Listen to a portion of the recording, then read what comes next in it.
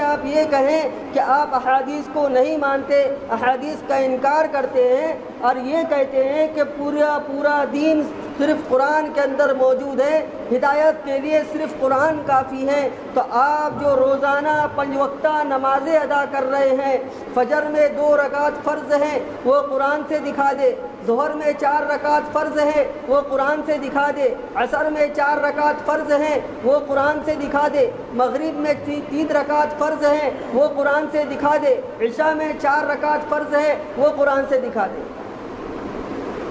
ہم جو نماز پڑھ رہے ہیں، اللہ اکبر بولنے کے بعد ثنا پڑھی جاتی ہے، سب مانتے ہیں کہ ہمیں اس پر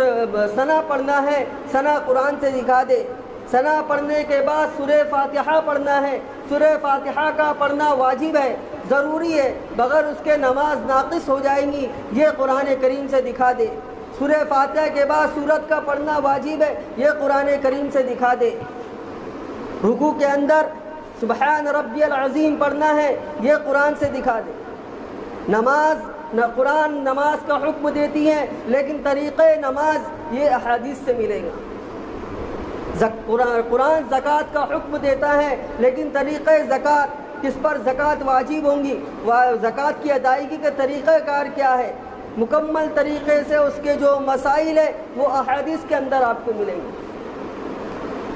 حج کا ہمیں حکم دیا گیا، لیکن مکمل حج کا طریقہ کیا ہے وہ قرآن میں موجود نہیں ہے، وہ آپ کو احادیث سے ملے گا۔ دین اسلام